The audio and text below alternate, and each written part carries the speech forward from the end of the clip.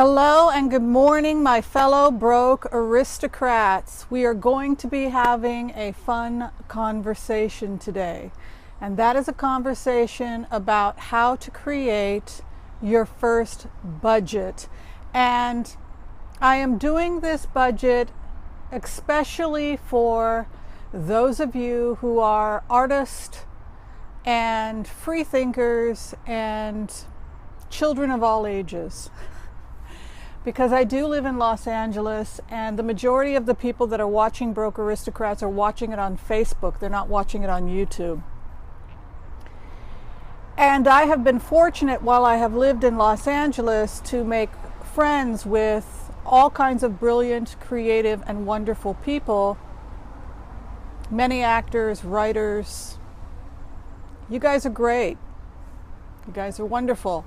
But we have a challenge when it comes to knowing how to budget. So we are going to have that conversation today. How do you budget? We want actors and creative types to be able to pay their rent. We don't want you to feel like you have to give up your dream simply because you want to do something creative and fun. So it doesn't matter whether or not you're an artist or not. If you're somebody who desperately wants to get on a budget and you're trying to live below your means, that is what this video is about. And if you'd like to know the practical way to do a budget, I'm going to go ahead and link below to GazelleinTents on YouTube. I would also recommend you subscribe to their channel. That is how I learned how to do an Excel spreadsheet when I did my very first Excel budget. I did budgets before then, but nothing that was quite as well developed as the one that was developed by GazelleinTents. So shout out to them again. Thank you. So I live in LA. For those of you who don't know, I'm a naturopathic doctor, and I get to meet and work with really wonderful and creative people, artists, writers, actors, etc. And they are very dedicated to their health, to their craft, taking care of themselves. But because their work is often unstable, they often feel challenged financially staying on a budget. So what are some of the drawbacks that I see amongst creative types, depending upon where they are in their career? Never knowing if they're going to have an acting job or not knowing if they should have a fallback plan. Here is the first piece of advice I'm going to give anybody who is in pursuit of a dream. Whatever their dream is, if it's being a writer, a playwright, a musician, etc., you need a fallback plan. A fallback plan is the ability to make money so that you are not desperate. If you are pursuing your career and if you're in a state of constant desperation, I can tell you that a casting director will smell your desperation a mile away, a million miles away. Please don't be desperate. When you walk into that audition, I want you to walk into that audition being somebody who has a budget, lives dramatically below their means, has their life together, and is having fun during the audition. Wouldn't that be a great audition? So that is what we are here to do. The worst advice you ever got in acting school was don't have a fallback plan because you're going to put 110% into your acting. You can still put 110% into your acting and have a fallback plan. The other advice I would give you about a fallback plan, having a job that actually brings in an income, is to try and find something you actually get some enjoyment from. Whether it's being a nanny or walking dogs. We've got quite a few wonderful actors doing dog walking out here in Los Angeles.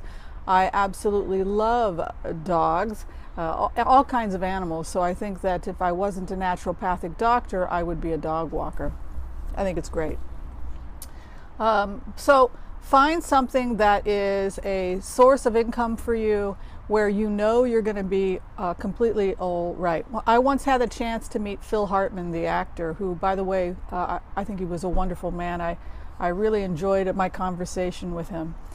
And he told me that he had a wonderful fallback plan. He worked for a company, I believe he was, I can't remember, some kind of web designer or something like that. He had a very stable profession.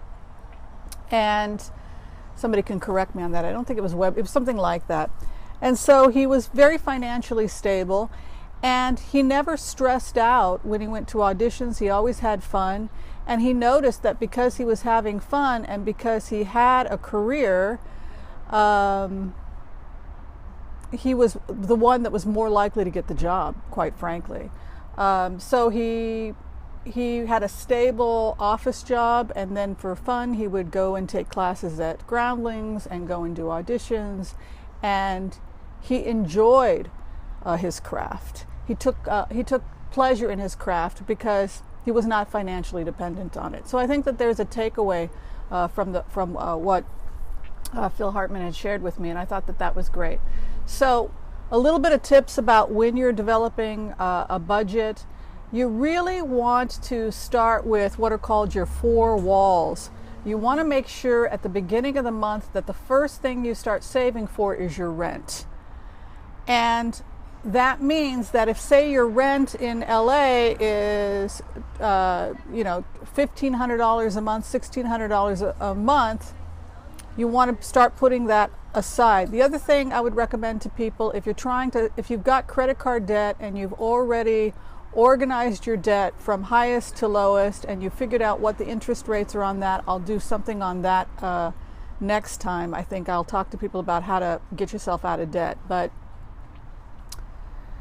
finding out what your 4 walls are going to cost you. And it's a great way also to cut cost if you can find cheap rent or a living situation with somebody else to reduce the cost, because we want to live dramatically below our means so that you have more time to enjoy your art, more time to enjoy it without the stress of being able to pay your bills. So that is the first thing. At the first of the month, you already have that money put aside because you have begun planning for it the month before. The other thing you want to make absolutely sure is that you have a grocery budget. Grocery budgets are really important because if you've looked at my previous videos, brown bagging it, buying from scratch, don't buy more than what you need, making it from scratch, are all great ways to save money. Use what you have in your kitchen, really try to get your budget down. I can tell you, I can't go into too many details about my budget because I am a public here, I use my real name, etc. But what I can tell you is that I have a regular grocery budget where it's mostly organic foods, and I run usually around $250 a month on my grocery budget, give or take. Sometimes I go over and then I get very disappointed in myself, and sometimes I go under. This month, because I had a lot of stuff I'm doing a lot of pre-planning this month, my grocery budget is probably going to be on track for $200 a month, mostly organic. The other thing I would recommend you do with your budget is to have an emergency fund. The average American is 1 paycheck away from being homeless, they say. And I think for creative types, that is a terrifying proposal. So you really want to start putting a little bit aside every month, even if it's $5 into your savings should something happen. If you're trying to pay off your credit card debt, then we say put a $1,000 cushion aside and then begin the process of paying off your debt from the highest interest rate to the lowest, or another way of doing it is the credit card that has the least amount of money first, and then the following month you try and hit the next card until eventually you pay them off. So there's 2 ways that people talk about paying back their debt. Like I said, I'm not going to focus too much about that this time around, but next time around I will. But that is the main thing, is really think about your 4 walls. Think about your transportation. Transportation, if you're in Los Angeles, can be really expensive. I would not recommend people take out car loans You can buy a clunker or do what I do. I take the bus. I bump into actors all the time. I once bumped into Ed Begley Jr. on the bus. In fact, I've bumped into him a couple times on the bus because he takes the 704. And we get to talking, and he talks about being a green activist and being an actor. So he rides his bike and he takes the bus, and yeah, it's no big deal. It's LA. So I take the bus, and then I do Uber Pool.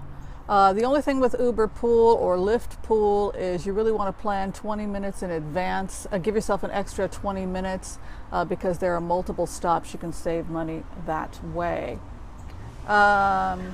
Be sure when you're doing your budget also to see if you can't, to save money, cut subscriptions. If you're using a subscription, that's great, but if you're not, cut it out.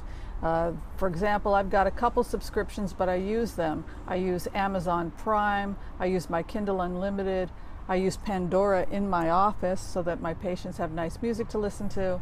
I use Netflix. The gym membership, never used it, cut it out. There's no reason to have a gym membership, and that's money that you can put towards debt reduction or building that emergency fund. So once you get that $1,000 put aside for an emergency, you want to be continuing to put a little bit, as much as you can every month, because you don't want to be in that situation of not feeling safe. You really want to feel safe that if something should happen, you've got 6 months rent. You know, you want to be able to have that. In my case, I actually did 2 budgets. I did one budget, which is what I need to live on frugally in Los Angeles, and my budget for Frugal Los Angeles, this is frugal. This is me watching everything, was $3,063.99. And that includes rent on my private practice, to give you a perspective of what it looks like to be super, super frugal.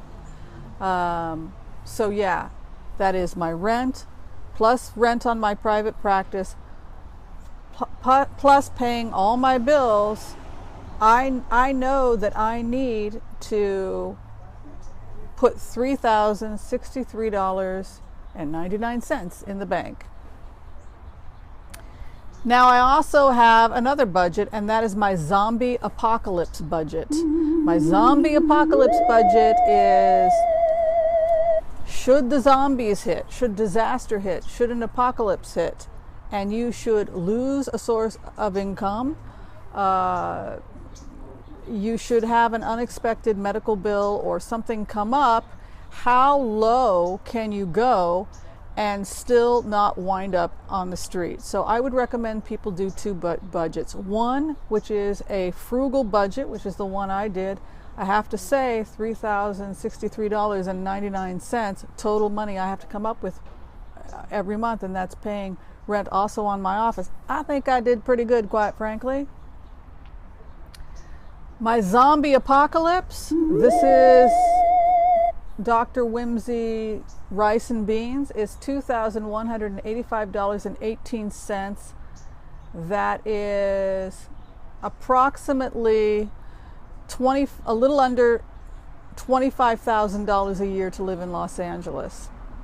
I can survive on less than $25,000 a year in Los Angeles and still keep my private practice open.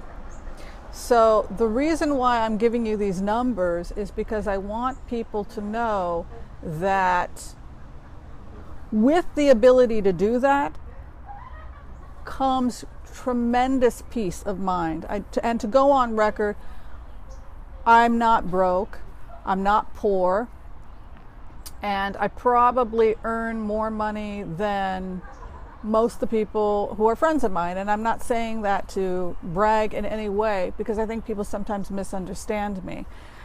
I live this way because I take responsibility for my finances, my well-being, because I am putting money towards a Roth money towards property, money towards investing, money towards emergency fund, rainy day. I get to take that all expense paid trip, to Europe or Asia or wherever, because I know how to budget. So this is not about being poor. This is about what people do who want to be rich. Yes, you should have positive feelings and positive thoughts, and it goes a long way to think wealthy thoughts and to have positive thoughts, and that goes a long way. But wealthy people budget. Wealthy people live below their means. In fact, the research shows that those people who have control over their finances and live dramatically below their means are the people who become the wealthiest. So this is not, being frugal is not about being poor and not having any money. Being frugal and living below our means is about, first off, taking care of ourselves, taking care of the environment, because we are consuming less products, and because we're reusing and we're using less, we're not wasteful. And 3, we by default become wealthy because now we have all this extra money that then gets invested into things like real estate, Roth IRAs, 401ks, etc. So if you really want to get wealthy, yes, keep thinking wealth and build and try getting more income sources, try getting more money. Absolutely, you should be doing all of those things. But a major key is living dramatically below the amount of money that you bring in. Okay, that about wraps it up. Thanks for watching this video of Broke Aristocrats. Be sure and share, like, subscribe if you are watching this on YouTube, and tell me what you are doing to keep your creative spark alive and do it on a dime, doing it on a budget. Thanks for watching. Bye-bye.